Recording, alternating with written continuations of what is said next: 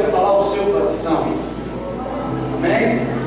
O apóstolo Paulo diz que esta palavra de Deus é uma palavra digna de toda aceitação, que Cristo Jesus veio ao mundo para salvar os pecadores, e Paulo diz, dos quais eu sou o principal. Meu querido, se Paulo da Bíblia falou que ele é o principal dos pecadores, quem somos nós, né? Eu louvo a Deus por estar aqui. Embora alguns acreditem que os meus dias estão contados aqui em Fortaleza, que saibam vocês que o pastor foi transferido para o Rio de Janeiro, sabia? Essa semana recebi informação que eu serei responsável, muito responsável pelo hospital militar lá do Rio de Janeiro. Recebi a transferência. Aí você pode ficar preocupado, triste, mas meu querido, eu gostaria de dizer uma coisa para você. Eu não estou preocupado não, porque é Deus quem conduz a minha vida. Se você quiser que o pastor fique aqui, comece a orar, porque meu querido, olha, vai ser uma batalha tão grande como uma batalha da carreta da Receita Federal. Mas eu creio que o nosso Deus, Ele fará uma obra perfeita e completa. Amém? Helena já chorou, Bruno já chorou. Papai, eu quero ficar aqui. Eu quero saber se tem namorado nessa parada aí. Tem não. É escola, né, minha filha? As amiguinhas da escola. Bruno também. Papai chorou. Falei, olha lá, deve ter uma menina aí. Não, pode não. Mas, meu querido, eu gostaria de dizer para vocês que a gente está muito tranquilo. Mas, contudo, todavia, parece, eu tenho a impressão de que tem gente por aí que está pensando o seguinte: esse pastor passa por muita luta, passa por muita dificuldade, ele deve estar em pecado. Mas, meu irmão, eu gostaria de dizer para você uma coisa: eu não estou em pecado não. Tem gente que fica preocupada assim: esse pastor, quanto mais ele ora, mais as coisas ruins acontecem. Meu irmão, eu quero dizer uma coisa para você, de coração: as lutas, elas servem para nos aperfeiçoar. Eu nunca em toda a minha vida cristã passei por um momento tão crítico na vida, né? Porque nós fomos os responsáveis, pela carreta lá da Receita Federal. E quando a carreta foi roubada, meu irmão, eu e o Máximo e mais alguns, nós ficamos atordoados. É como se tivéssemos tomado um nocaute, né? Um soco ali aquele camarada que luta, né? Agora tem mulher que bate mais que homem, né? Irmãos, a gente ficou atordoado, roubaram a carreta. Aí, na mente de alguns, deve ter pecado no meio, deve ter sido mal feito. Meu querido, Deus, Ele sabe de todas as coisas. Existe um verso na Bíblia que diz que todas as coisas cooperam para o bem daqueles que amam a Deus. Aquela primeira carreta não era tão boa, porque nós ganhamos a segunda, que é melhor do que a primeira. Amém? O pastor foi transferido, fique tranquilo, mas Deus tem uma obra muito maior a fazer na vida dele, quer seja aqui ou quer seja em outro lugar. Eu acho que eu vou ficar aqui, mas os irmãos não orarem, tem gente orando para a gente ir para o Rio, tem gente orando para ir para Juiz de Fora, tem gente orando para ir para Recife. Eu falo, Senhor, então meu querido, começa a orar também, porque eu creio que a boa obra do Senhor vai ser realizada. Amém? Nesta noite, eu gostaria de compartilhar um texto bíblico que muito me impressiona. Nós vamos falar sobre uma mulher que tinha um sonho, uma mulher chamada Ana. Não sei se foi projetada a mensagem, está aí, Martinho? Isso, sonhos realizados. Alguém aqui tem um sonho? Ontem eu participei de um encontro jovem, o pastor parecia jovem, né? Final dos jovens, dos meninos e meninas, só eu e Simone de velho lá. E lá pedindo para colocar, elencar 5 sonhos realizados. Nós temos um casal aqui que se casou essa semana, cheio de sonhos realizados, né, Estela? Cheio de sonhos, e lá pediram para colocar 5 sonhos que eu tinha. Um dos sonhos foi a compra da casa de recuperação, outro sonho foi a viagem de férias. Aí depois ele começou a falar dos 5 sonhos, não vai ser realizado os 5, tem um problema, só 4, corte 1. Meu para cortar um sonho foi difícil. Aí depois ele falou, teve um problema, corte mais um sonho. Eu falei, mais um sonho não dá. No final só sobrou quanto? Um sonho. Aí eu, carioca, esperto, substituí aquele meu sonho único por que todos os outros sonhos sejam realizados. Meu querido, eu gostaria de dizer para você o seguinte: você tem sonhos, você tem prioridades, e para você escolher uma das prioridades é difícil, não é? É ou não é? Às vezes você quer comprar uma casa, às vezes você quer ter um bom emprego, às vezes você quer a família sendo salva, ou algum enfermo da família ser curado. Para dar prioridade é difícil. Mas essa mulher aqui, ela tinha um sonho. E o sonho que ela tinha, resumidamente, era ter um filho. Ana queria ter um filho. E ela não era membro da igreja Batista Shema, mas ela participava de uma comunidade cujo líder, ou pastor, ou profeta, era chamado Eli. E ela, quando estava no templo, lá na igreja, ela clamava, chorava, implorava e declarava: Deus, eu quero ter um filho, é um sonho que eu tenho, por favor, pelo amor de Deus. Assim como a gente ficou essa semana toda: Senhor, eu quero a carreta, Senhor, eu quero a carreta, Senhor, eu quero a carreta. Eu sonhava com carreta. E ela queria um filho. E o profeta Eli se aproximou e viu que ela estava balbuciando, falando, e falou: essa mulher está bêbada, essa mulher bebeu. E chegou para ela e falou: Ana, por que você está bêbada, minha filha? Você não pode beber, não. Assim acontece com alguns, né? Quando vê que alguém está passando por dificuldade, tem pecado, está com problema, a igreja chama, está passando por muita luta, tem alguém pecado lá, tem uma cana lá. Irmão, problemas todos nós teremos. E Ana era perseguida pela rival, Penina.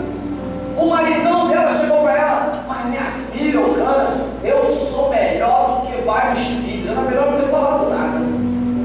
Ela ficou indignada. Até o pastor da época, o profeta Eli, falou: tu está bêbada. Meus irmãos, ela estava numa crise sem precedentes. E nesta noite eu vou compartilhar com vocês a crise dessa mulher. Crise que o pastor passa, crise que você passa, crise que todos nós passamos. E diga-se de passagem que a crise que você pode estar passando não tem ligação alguma com o pecado, não tem ligação alguma com o problema. Mas Deus quer te mostrar algo. Por isso, vamos ver alguns dos 7 inimigos de Ana. O primeiro inimigo de Ana, que está projetado aqui, era a esterilidade. Ela não podia ter filho. Ela tinha um problema que, segundo o texto bíblico aqui, o Senhor havia lhe deixado estéril. Foi Deus. Não era problema dela, não. Meu querido, eu não sei qual problema você pode estar passando. Pode ser que você passe por um problema desse. Contudo, meu querido, é um problema que você tem que administrar. Inimigo de Ana, o segundo problema que ela passava, está sendo projetado aqui, é a chamada humilhação. Tinha sua rival, que aqui descreve o texto bíblico no versículo 6 desse capítulo, que ficava ataziando, como diz lá no carioca, né? Açucrinando. Toda hora falava: ó, eu tenho, você não tem, eu tenho filho, você não tem. Irmãos, isso naquela época era algo que humilhava ela.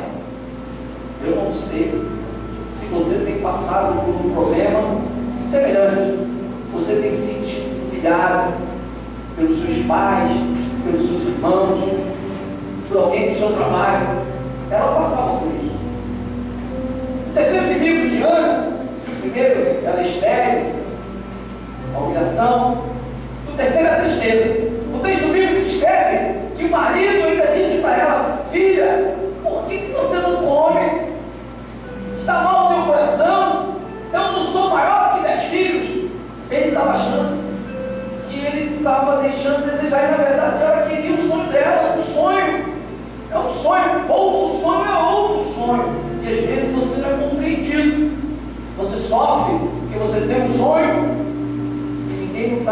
seu sonho e a sua tristeza entra no seu coração e você fica com esse inimigo interno. A quarta tristeza de Ana, que eu poderia elencar, era a amargura da alma. O texto bíblico, no verso 10, diz que ela, pois, amargurada da alma, orou ao Senhor e chorou abundantemente. Nós somos corpo, nós somos alma, nós somos espírito. Emocionalmente ela estava abalada, ela não conseguia fazer mais nada. Diz que o texto bíblico, ela estava ali arrasada. Meu querido, eu não sei como você entrou aqui, mas Ana, a serva do Senhor, passou por isso também. Você pode estar passando. O próximo inimigo, ela estava atribulada no espírito. Se ela estava na alma, na emoção, a vida também. Olha o que ela diz: não, Senhor meu, eu sou uma mulher atribulada de espírito, eu não estou embriagada, eu não tomei caninha da roça, eu não tomei 51, nem bebida forte, nem bebido, meu Senhor, mas eu tenho me derramado diante do Senhor, mas eu estou atribulada no espírito.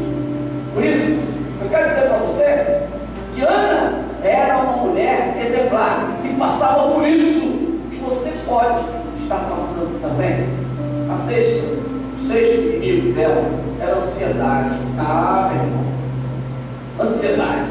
Ela não conseguia se controlar. O texto bíblico escreve assim: olha, excesso de ansiedade, olha, a minha aflição, eu tenho falado até agora, eu não tenho tido a resposta do Senhor. Você tem passado por isso? Ansiedade, mulher de Deus. E o sétimo, aflição. Pode passar aí, Martim. Essa aflição, esse verso de número 16 diz assim: a tua serva é como uma serva filha de Belial. Eu estava dando uma estudada sobre o filho de Belial. Alguns intérpretes dizem que é filha de Satanás, mas nesse contexto ela estava dizendo assim: eu sou nada, eu não tenho valor.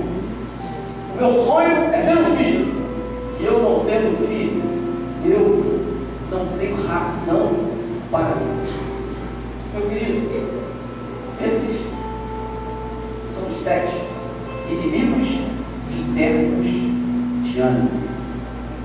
Eu gostaria de dizer para você que maior do que os inimigos externos são os inimigos internos. Porque os inimigos externos, eles são facilmente superados, mas aquilo que está dentro de você, se você não se policiar, você acaba se destruindo. Nesta noite, eu gostaria de dizer para você que Ana, que tinha o sonho de ter um filho, diante de todo esse caos, ela se derramou, ela derramou-se diante do Senhor. Você vai ler comigo o texto bíblico que está nesta noite, com um texto claro. O que diz? 1 Samuel 1:19, que diz assim: respondeu o servo do Senhor Eli: vai em paz, e o Deus de Israel te conceda a petição que lhe fizeste. Meu querido, olhe para mim nesta noite de pouco. Assim como Ana passou por dificuldades, todos nós passamos por lutas. Até o pastor passou por lutas. Até o pastor passa por lutas. Tem gente que teve a ousadia de ligar para o pastor e falar assim: pastor, aonde você pegou aí? O bicho está pegando. Aí eu me lembrei daqueles amigos de Jó, né? E quando Jó passou por um perrengue, os 3 amigos da onça falaram assim: Jó, aonde você errou? Fala pra gente. E Jó falou: olha, eu não pequei. Porque naquela época se entendia que a pessoa que passava por dificuldades estava em pecado. E hoje nós estamos no mesmo contexto. Existem pessoas que pensam que as dificuldades, as aflições, as tristezas são uma consequência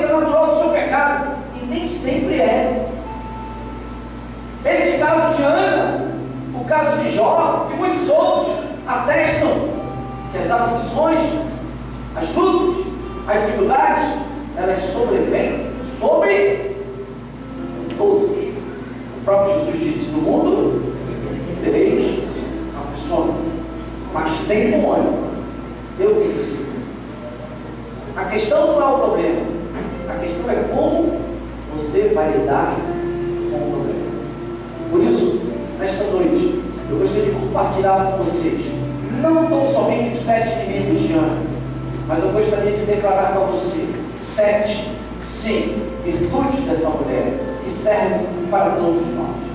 A primeira virtude de Ana é porque Ana, ela tinha sinceridade e transparência no coração dela.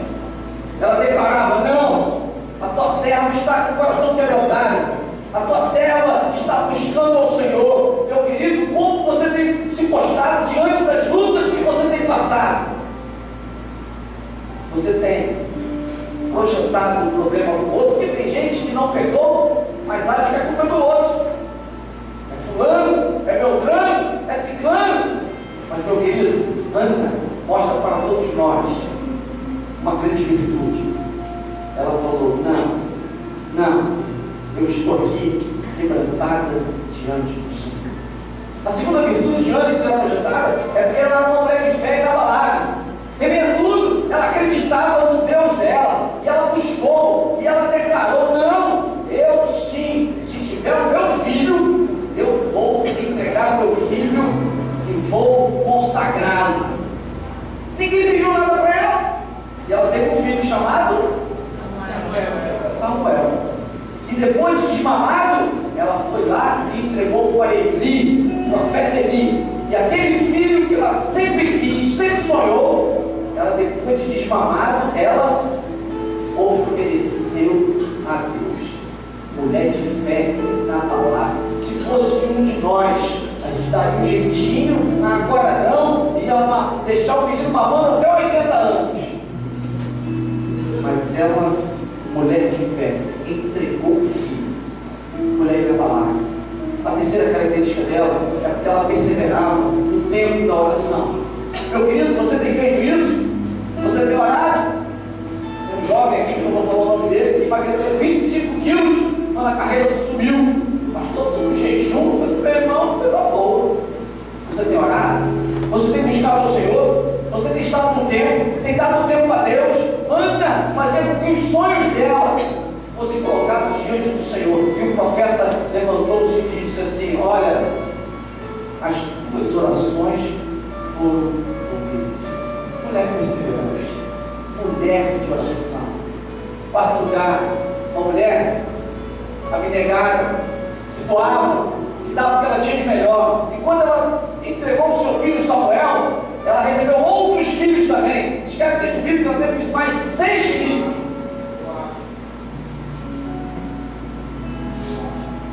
Com Samuel. Alguns dizem que ela teve 7, mas na verdade ela teve 6 filhos. Ela doou, ela entregou, ela é uma mulher abnegada. Em quinto lugar, para concluir, ela é uma mulher que adorava, glorificava. Se você for ver no capítulo número 2 de 1 Samuel, ela lá adora, ela glorifica, ela exalta o nome do Senhor, ela coloca em prática aquilo que ela havia pedido a Deus. Mulher de adoração, mulher de louvor. Em sétimo lugar, em sexto lugar, uma mulher exemplar, uma mulher amorosa, diferente de Eli, que não ensinava os filhos, Ofni e Finéias, o que era reto. Ela não ensinava Samuel, entregava, exemplar, amorosa. E por último, Ana. Ela é uma mulher que influenciava todas as gerações. Hoje nós estamos aqui falando de uma mulher antiga, porque ela fez diferença. Meu querido, nesta noite, nesses minutos, eu pergunto a você: como tem sido a sua atitude diante das lutas, diante das dificuldades? Na semana passada eu falei sobre as lutas que os discípulos passaram diante de uma tempestade com Jesus no barco. Você pode falar, mas pastor, Jesus está no teu barco. Está mesmo. Se você está aqui hoje, nessa igreja, se você professa a sua fé, Deus está no seu barco. Mas isso não quer dizer nada. Porque os discípulos estavam com Jesus no barco e na hora da tempestade, na hora da luta, na hora do mar revolto, eles se desesperaram. E Jesus estava lá dormindo, um sono profundo, e acordaram. Jesus acorda, que o bicho está pegando. E Jesus levanta e fala assim, declara: mar, aquieta-te, tempestade, acalma-te. E Jesus olha para os discípulos e fala assim: vocês não têm fé, não? Ter Jesus no barco não significa nada. Nós precisamos ter Jesus no barco e confiar que Jesus está conosco em meio às tempestades. Há 2 semanas atrás, eu falei aqui que estaria pregando a mensagem parte 2 da carreta. E hoje eu cumpro a promessa de Deus, porque aquilo que Deus prometeu, Ele cumpre. Diga para o seu irmão: meu irmão, o que Deus prometeu, Ele cumpre. Mas eu gostaria de dizer uma verdade para você: não é isso. Às vezes Deus promete e não cumpre. Sabia? Eu estava lendo um texto bíblico que fala sobre isso. Deus promete e não cumpre quando Ele cumpre algo melhor. Eu estava lendo um texto da Bíblia sobre isso. Porque aquilo que Deus promete, Ele cumpre. Existem momentos que Deus não cumpre. Porque Deus cumpre algo melhor. Ele que prometeu te dar alguma coisa, Ele pode não querer te dar alguma coisa. Ele pode querer te dar algo melhor do que alguma coisa. Por isso, Deus é fiel. Eu estou aqui em alto e bom tom para declarar a mensagem parte 2, que a carreta foi dada por Jesus. Todos nós nos esforçamos, mas a carreta foi dada por Jesus. Escute o que eu estou falando para você nesta noite. Deus tem muito mais para fazer do que uma simples carreta. Quando eu vejo esses meninos aqui na frente, com vidas transformadas, que estavam nas drogas, que estavam nos vícios, que estavam no mundo, e hoje estão na presença de Deus, isso é o maior milagre. A Bíblia, ela afiança dizendo que uma alma vale mais do que 1000 carretas, ou melhor, do que o mundo todo. Você pode multiplicar carretas, e uma vida de um menino desse aqui vale muito mais do que bilhões de carretas. A sua vida vale muito mais do que o mundo todo. Por isso, meu querido, se você tem passado por lutas, se você tem passado por dificuldades, se você tem passado por sofrimento, hoje Deus te chama a responsabilidade dizendo: olha, o seu sonho vai ser realizado, mesmo que você esteja passando por lutas. Eu estava na minha casa em certa ocasião, e a minha irmã me ligou e falou: mano, eu acabei de receber uma notícia de que eu estou com uma doença muito grave. E naquela época o médico falou na cara dela assim: você está com leucemia e você só tem 2 meses de vida. Ela chorou, ela clamou, e Deus falou com ela no Salmo assim: tu não morrerás, mas viverás e contarás as maravilhas que eu tenho feito. Isso aconteceu alguns anos atrás. Hoje, a minha irmã é a primeira pastora do Rio de Janeiro e tem um trabalho com crianças no interior do ela recebeu foi transformado numa boa notícia, e hoje ela está curada para a glória de Deus. Lutas, tempestades, dificuldades, assim como Ana, mas acreditou na promessa de Deus. Meu querido, eu não sei o que você tem passado, eu sei o que eu tenho passado, eu estou saindo de uma tempestade, mas eu não vou abrir mão daquilo que Deus tem para fazer em minha vida. As lutas, as dificuldades, elas servem para nos aproximar do Senhor. E por isso, a mensagem de hoje para você é: Deus está autorizando que as lutas, que as dificuldades, que os problemas recaiam sobre você, para que você reconheça que Ele é o Senhor da vida, Ele é o Senhor de todas as coisas, Ele está no controle de tudo, e nada vai acontecer sem a autorização do Senhor. Por isso, eu finalizo a mensagem desta noite dizendo para você que está na internet e você que está aqui: as coisas que o olho não viu, as coisas que o ouvido não ouviu, são as coisas que Deus tem preparado para aqueles que o amam. E se você ama a Deus, se prepare, que o melhor de Deus ainda está por vir.